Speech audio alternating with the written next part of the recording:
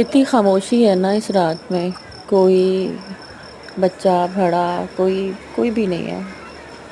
ذرا بھی رونق نہیں ہے باہر. گلیاں خالی ہیں، سنسان ہیں. اور ایسا ہی ایک دور آیا تھا جب کرونا آیا تھا. تو ایسے گلیاں ویران تھیں.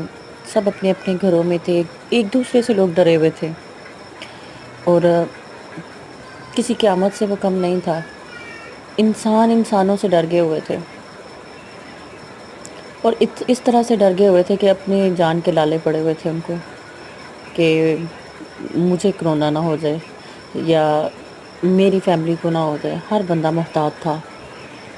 اور میں نے اپنی زندگی میں یہ ایک ایسا ایکسپیرئنس کیا ہے کہ بتا نہیں سکتی ہوں. کہ پتہ نہیں اللہ آنے والی جنریشن کو جو ہے نا وہ ایسی مصیبتوں سے جو ہے نا وہ بچا کے رکھے اور ایسی آفتوں سے محفوظ رکھے. اپنے حفظ و ایمان میں رکھے اللہ سب کو. لیکن ایسے ہی ویران تھی گلیاں. آج میں نکلی ہوں باہر تو گلی کو دیکھ کے بالکل ایک دم ایسا لگا. لیکن ابھی تو خیر رات کے 1-1:30 کا ٹائم ہو گیا ہوا ہے تو گلی بالکل خالی ہے.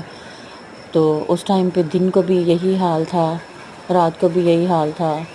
ہر ٹائم پہ کوئی بندہ کوئی انسان نظر نہیں تھا آتا. ہر طرف خاموشی تھی اور لوگ اپنے اپنے گھروں میں اپنے اپنے کمروں میں ایسے چھپے بیٹھے ہوئے تھے. سب ایک دوسرے سے فون پہ ایک دوسرے سے جو ہے نا وہ حال احوال کیا جا رہا تھا. پوچھا جا رہا تھا کہ آپ لوگ خیریت سے ہیں، آپ کی طرف تو کچھ ایسا معاملہ نہیں ہوا، فلاں جگہ پہ تو نہیں ہوا. ایک دوسرے سے پوچھ رہے تھے اور ایک دوسرے سے ملنے سے کترا رہے تھے. تو اللہ کی ذات ہم سب کو ایسی آفتوں سے محفوظ رکھے، اپنے حفظ و ایمان میں رکھے. شب بخیر.